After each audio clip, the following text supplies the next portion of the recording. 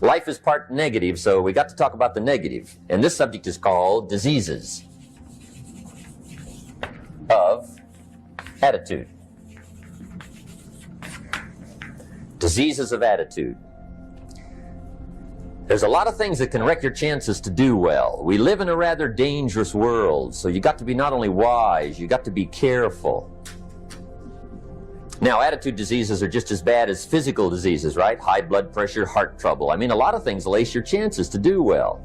So you've got to be careful. And attitude diseases are deadly.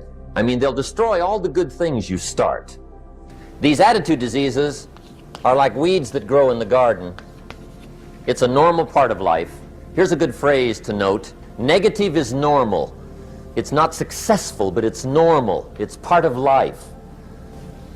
And here's the next key, in my opinion. You must learn to handle the negative. Don't ignore it, handle it. Now, I know some people teach the other way. And listen to them, and listen to me, and then make up your own mind. Right? Don't be a follower, be a student. But I say you got to handle the negative. You don't have to live in it, you don't have to dwell on it, but you do have to handle it, my opinion. Here's what part of it is. It's called the great war between good and evil. And there is a war on. The minute you were born, you got involved in the war between good and evil, between darkness and light, between negative and positive, between evil and good, between tyranny and democracy, between weeds and human activity. I mean, the war is on. If democracy sleeps, guess who never sleeps? Tyranny. In the absence of light, guess what's automatic? Darkness. If good does not arouse itself and become active, guess what moves in? Evil. It's a war. A mental war, a physical war, a financial war, between enterprise and ease, between accomplishment and failure. It's a war. That's why there's an Old Testament phrase that gives the best advice for human activity when it says, 6 days labor, 1 day rest. Now, I'm sure we've taken that to mean, don't work all 7 days, take one off. Here's what it also means, only take one off, or you're liable to lose the war. Now, we've got it down to 5 and 2, and maybe that's not too dangerous, I don't know. If God would have thought of 5 and 2, he might have made it 5 and 2, I don't know. But here's what it does mean. Enterprise is better than ease. If you rest too long, the jungle overtakes the village. Now, here's the good news about the war between good and evil. Evil is no match for good, but good must be active. Weeds are no match for human activity, but if you stand still, how far in will they come? All the way. They'll grow right up around your shoes. But if you get busy, how far back can you take them? As far as you wish. They're no match, but you must be active. That's why the 6 and 1. Make sure you're not losing the war by taking off too much. Guess what the average years are after retirement? 6. Which means don't retire. Your chances are too slim. The war between good and evil, the weeds. You got to make sure you recognize the negative, handle it, deal with it, and then go on. Let's make a list of the diseases of attitude that can wreck all your chances to do well. One of the words that destroys everything is called neglect. And I found this out. A week of neglect could cost you a year of repair. It isn't worth it. So what to be on the lookout for? Here's the list. If you were making it, you'd have the same list I've got. Right? We're not covering anything new tonight. This is a reminding session, not a teaching session. But it doesn't hurt to go over it again. Here's the list. Attitude diseases. Number 1 is indifference. The shrug of the shoulder. The guy's not even concerned. He's just drifting. This is called the mild approach to life. A disease known as mildness. The guy says, well, I can't see getting all that worked up. Well, to be any kind of winner, you got to get worked up. There's one problem with drift. You cannot drift to the top of the mountain. And the good Lord said in the closing chapters of the Bible, here's the best way to live, one way or the other. That's best. Hot or what's next best? Cold is next best to hot. Not the half-baked middle, lukewarm, not too hot, not too cold. What a sad way to live. I think what it means is pick a direction and go with everything you got. Just pick one and go. Somebody says, yeah, but what if it's the wrong direction? You'll find out quicker. It won't take you 25 years to wake up and say, oh no, I've been walking the wrong road. I told my staff the other day, next best to prosperity is adversity. If one doesn't get you, pray for the other. We all do better from one of two reasons, inspiration or desperation. And I don't wish anything bad on you tonight, but if you're not inspired, I hope a wagon comes down your rut. Whatever it takes to get you to try harder, read more, set your goals, and go for it. Somebody asked me one time, what quality would I pick if I wanted to work with somebody? And you know what I picked first? Number one, strong feeling. Please, number one, give me somebody that feels strong. About most anything, I don't even care. Just so they believe it. Even if they disagree with me. Wonderful. Just so they disagree vigorously. I'm not saying it's easy to win those kind of people to your point of view, but I'd rather do that than to try to resurrect people from the dead. Pump them up every month, pump them up, pump them up. Here's the key to the good life. Learn to put everything you've got into everything you do. Whatever you are doing, pour it on.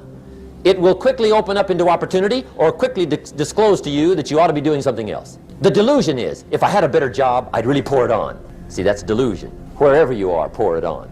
Don't give somebody half a job for a day's pay. Pour it on. See, that'll help change your life. Get rid of this disease. Here's the next attitude disease, indecision, mental paralysis. The guy can't make up his mind and it becomes a disease. Pretty soon he knows he's got it. The guy says, well, I know I'm on the fence. But he says, what if I get off on the wrong side? Listen, after a while it doesn't matter. Just get off. Any side will do. A life full of adventure is a life full of many decisions. The ones that turn out to be wrong give you better experience to make better decisions. So don't see how many decisions you can get out of, see how many you can get into. That's where the adventure is. So shake off this disease, indecision. The next one is doubt. Doubt's like a plague. And one of the worst is self-doubt. There are many, but that's one of the worst. The guy doubts himself. Doubts if it'll last that long for him. Doubts if he can do that well. Doubts if he can make that much. Doubts if he can accomplish all that. A chronic, excellent self-doubter. You can imagine what damage that does to your future. So here's the key. Turn this coin over and become a believer. And there's many things to believe in. One of the majors is yourself. The understanding of self-worth is the beginning of progress. Now, if those three don't get you, this one will. Worry. That's a devastating disease. Worry. Worry causes health problems. Social problems, personal problems, family problems. It's devastating. Worry long enough, it'll drop you to your knees. Could reduce you to begging. I know how bad this one is. I used to have it bad. I used to be known as a super worrier. Not a super warrior. No, super worrier. My family wished I'd have been a warrior. I got those years to make up for. But I tell you what, my advice to you is do what I finally did. On worry, give it up. Who needs it? I'm not saying it's easy. I'm saying it's worth it. It took me almost 1 year to kick the worry habit, and it was not an easy year. It was one of the toughest years I ever spent, but I finally got that monkey off my back. And I discovered you could live the most incredible life free of worry. Not free of challenge, not free of difficulty, free of worry. I learned how to do it, and you can. Here's the next attitude disease, overcaution. Some people never will have much. They're too cautious. Now, you can also be too reckless, but you can also be too cautious. This is called the timid approach to life. And my caution was always the risk. Risk used to drive me right up the wall. I used to say, what if this happens? It's called the language of the poor. What if this happens? And on top of that, if this was to happen, look at the fix I'd be in. I better not try. I could always ace myself out. Then I'll tell you what changed my whole life when I finally discovered it's all risky. The minute you were born, it got risky. If you think trying is risky, wait till they hand you the bill for not trying. If you think investing is risky, wait till you get the tab for not investing. See, it's all risky. Getting married is risky. Having children is risky. Going into business is risky. Investing your money is risky. It's all risky. I'll tell you how risky life is. You're not going to get out alive. The Englishman says, well, if that's the way it's going to work out, let's give it a go. Right, that's what it's for. Give it a go. Somebody says, yeah, but I'm looking for safety and security. Fine, then huddle in a corner. We'll cover you with a sheet, bring you 3 meals a day. And we'll protect you, feed you, look after you, care for you. We won't let anything happen to you, and you'll probably live to be 100. The guy said, well, yeah, I'd live to be 100. But what a way to live. Right. What a way to live, safe and secure. Don't ask for security. Ask for adventure. Better to live 30 years full of adventure than 100 years safe in the corner. And see, it's not important how long you live. What's important is how you live. The next one is pessimism. Pessimism, the deadly disease of always looking on the bad side, the problem side, the difficult side, checking all the reasons why it can't be done. The poor pessimist leads an ugly life. He doesn't try to figure out what's right. He tries to figure out what's wrong. He doesn't look for virtue. He looks for faults. And when he finds them, he's delighted. How ugly. This is the poor guy who looks through the window, doesn't see the sunset. He sees the specks on the window. And this is the poor guy, right, who rushes up, takes such leave of his senses. This guy rushes up and he says, I've got 5 good reasons why it won't work. He's so dumb he doesn't know all he needs 1. He's got 5. To the pessimist, the glass is always half empty. To the optimist, the glass is half full. Why would the same measure affect people 2 different ways? Answer, it all depends on how you look at it. Our lives are mostly affected by the way we think things are, not the way they are. The way we think they are affects us most. The last disease, but this one is deadly. Engage in this one, indulge in it even slightly, and you might as well forget the future because it's going to forget you. Complaining, crying, whining, griping. A Bible word called murmuring. See, that'll ace your future. Spend 5 minutes complaining and you have wasted 5.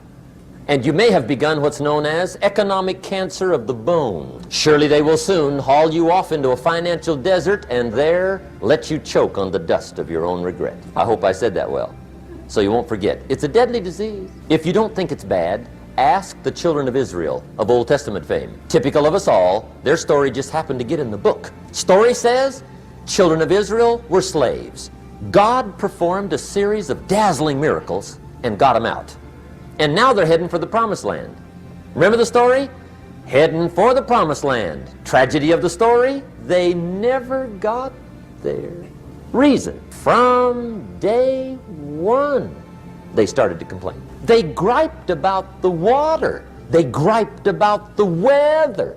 They whined and cried and griped about the food. They griped about the leadership. They whined and cried because it was too far, too cold, too hot, too difficult, too miserable. I mean, they whined and cried for years.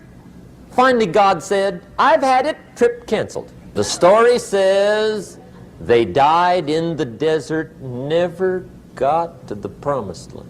Which I think means 2 things. Indulge in this long enough, you get your future canceled.